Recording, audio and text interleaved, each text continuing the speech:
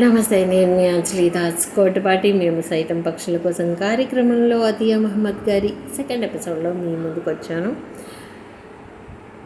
ఓ చిన్ని పక్షి మీద ఆవిడకు ఉన్నటువంటి ప్రేమ, ఆ ఎమోషనల్ ఫీలింగ్, ఆవిడ చేత ఓ అందమైన కవితని రాపించి మనకి పంపించడం జరిగింది.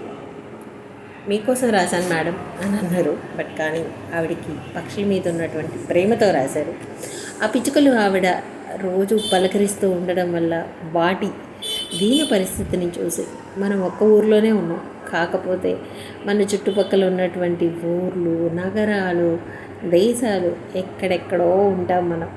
సో ప్రతి ఒక్కరికి ఈ సందేశం చేర్చాలని వారి హృదయాలు కదిలి వారు కూడా కొన్ని పాత్రల్లో నీళ్ళు, ఇంకో పాత్రలో ఆహారం ఉంచాలని, వాటి కడుపు నిండాలని ఆశతో చేస్తున్నటువంటి ఈ అద్భుత ప్రయత్నానికి ఎంతోమంది కదిలి వచ్చారు. ఆ కదిలి వచ్చిన వారిలో అతియా మహమ్మద్ గారు కూడా ఒకరు ఉన్నారు. సో ఈవిడ ఎప్పటి నుంచో పక్షులకి సేవ చేస్తున్నారు.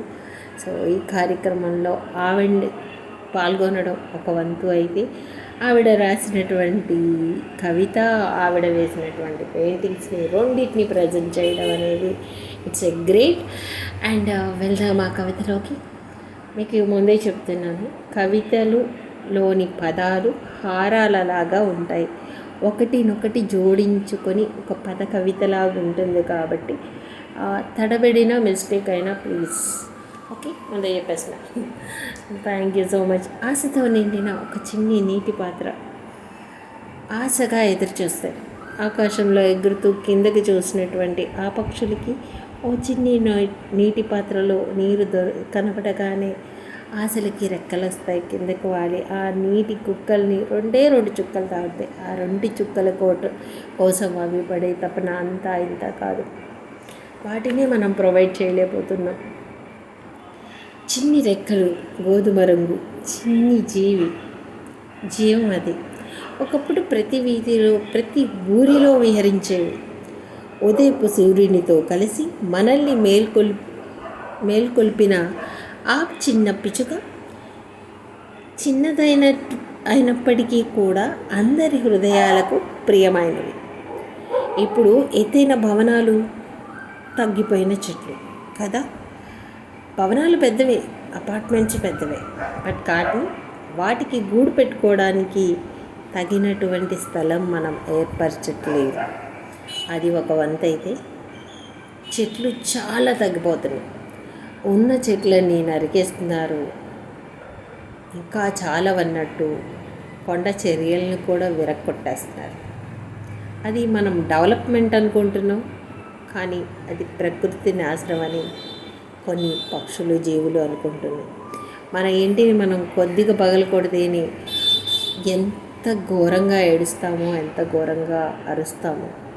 సో వాటి అరుపులు మనకు వినపడం, వాటి ఘోష మనం వినిపించుకోం. సో అటువంటి బాధాతప్త హృదయంతో అరుస్తున్నటువంటి పక్షుల బాధని ఆవిడ మనకి ఇప్పుడు చెప్తున్నారు. వేగంగా పరిగెత్తే వాహనాలు, వెలితిగా మారిన ఆకాశంలో పక్షులు లేవు. మరి అప్పుడు ఆకాశం అంతా నిర్మలంగా ఉంటుంది కదా, వెలితిగా ఉంటుంది. దాహంతో అలమటించే చిన్ని ముక్కులు, అవి నోరు ముక్కుతోనే కదా తాగుతుంది అది వాటర్. అలా ఆశతో మన వైపు చూస్తున్నటువంటి అమాయకపోయిన కళ్ళు. అందుకే ఒక చిన్ని నీటి పాత్రను వేలాడు తీయండి, స్వచ్ఛమైన నీటితో వాటిని నింపండి. కిటికీ అంచునైనా, ఇంటి మేడ పైనైనా కొన్ని గింజల్ని చల్లండి. చిన్న దయ కూడా వారికి మహావరం. పెద్ద వేదికలేమీ అవసరం లేదు, గొప్ప ఊరేగింపులు కూడా అవసరం లేదు. వాటికి భయం లేకుండా ఉండే ఒక చిన్న ఆశ్రయం కూడా చాలు. పిచ్చుకలను కాపాడుకుందాం, వాటి మధుర గానాన్ని మళ్ళీ విందాం. ఒక నీటి పాత్రను బయట ఉంచుదాం. ఈ భూమిపై జీవించే హక్కు వాటికి ఉంది. ఒక గింజ, ఒక నీటి చుక్క, ఒక చిన్న దయాకార్యం మళ్ళీ ఆకాశమంతా పిచ్చుకల మధుర సంగీత గానంతో నిండిపోవాలని కోరుకుంటూ ధన్యవాదాలు అతియా మహమ్మద్ గారు. సో ఆవిడ రచయించినటువంటి ఈ కవిత మన కోసం. సో చాలా సూపర్గా ఉంది మేడం. అండ్ ప్రతి పదం కూడా ఒక ఎమోషనల్ టచ్ ఉంది. మనం వాటితో దాంతో ట్రావెల్ చేస్తేనే ఆ ఫీలింగు, ఆ ఎమోషన్ అనేది మనకు తెలుస్తుంది. మీరు రోజు వాటికి ఆహారం అలాగే నీరు అందిస్తున్నారు కాబట్టి ఆ ఫీలింగ్ మీకు తెలుసు. మీరు ఎక్కడికైనా బయటికి వెళ్ళినా మీకు ఆ ఫీలింగ్ అనేది రేజ్ అవుతూ ఉంటుంది. అబ్బా, ఇంకా నేను లేను కదా, ఎవరైనా నీళ్ళు పెట్టారా, ఆహారం వేసారా లేదా అనేది. అది ప్రతి ఒక్కళ్ళు, మేము సైతం పక్షుల కోసంలో పాల్గొన్నటువంటి ప్రతి ఒక్క వ్యక్తి కూడా నాకు చెప్తున్నటువంటి మాటలు, పంచుకున్నటువంటి భావాలు. సో అతియా మహమ్మద్ గారు కొన్ని పెయింటింగ్స్ వేశారు, చూద్దాం. చేపలు 2. సో కలంకారీలో ఇలా ఉంటాయి, కాకపోతే ఈ చేపలు రంగురంగుల చేపలు మనకి ఇంటర్నెట్లో దొరుకుతూ ఉంటాయి. వాటిని తీసుకొని ఇన్స్పిరేషన్గా తీసుకొని మేడం వేశారు. చాలా చాలా బాగున్నాయి. ఆ రిబ్బన్ ఫిష్ అంటారంట, మరి అది కూడా తెలియదు, లేకపోతే మన వాళ్ళ క్రియేటివిటీ చేసి పెట్టినట్టున్నారు మేబీ. సో ఇది వచ్చి మేడం మండల పెయింటింగ్ అని చెప్పారు. క్రియేటివిటీగా ఆవిడ అంటే మండల పెయింటింగ్ అంటే ఆ ప్యాటర్న్ డిజైనింగ్ సర్కిల్గానే ఉండాలని లేదు, ఎవరికి తగ్గట్టు వాళ్ళు క్రియేటివిటీ ప్లాన్ చేయొచ్చు. సో ఇలా ఆ మేడం చేశారు. ఎక్స్పెరిమెంట్స్ చేస్తూ ఉంటారంట.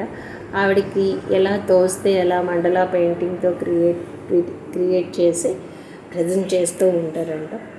సో అలా, సో ఇది మేడం పెయింటింగ్. ఇక్కడ టఫెస్ట్ ఏంటి అంటే బ్యాక్గ్రౌండ్లో ఆ రెడ్ కలర్ ఫిల్అప్ చేయడం. ఇప్పుడు ఈ వైట్ స్పేస్ని అలాగే ఉంచేసి మొత్తం ఎక్కడా కూడా ఈ వైట్ స్పేస్లోకి రాకుండా ఆ రెడ్ని ఫిల్అప్ చేయాలి. It's very tough job. Great madam. మీ పిల్లలు ఆడుకునేవి, మీ పిల్లల ఎక్స్ప్రెషన్, ఇవి కూడా మీరు మండల పెయింటింగ్లో చేసి పెట్టచ్చు. ఎనీ గేమ్ అన్నమాట. సో అలా కూడా మనం క్రియేటివిటీ చేయొచ్చు. అది వన్ ఆఫ్ ద ఎక్స్పెరిమెంట్ అవుతుంది. సో అదే ఇప్పుడు మనం పిచ్చుకలకి సంబంధించినటువంటి వీడియోలు చూద్దాం. మతియా గారు ఎలా వాటిని దగ్గరికి తీసుకొని వాటికి ఆహారం ఇస్తున్నారు అనే దాన్ని మనం చూద్దాం. ఓకేనా మరి? సో రండి, మీతో పాటు నేను. वो जाते हैं सारे रास्ते वापस मेरे दिल को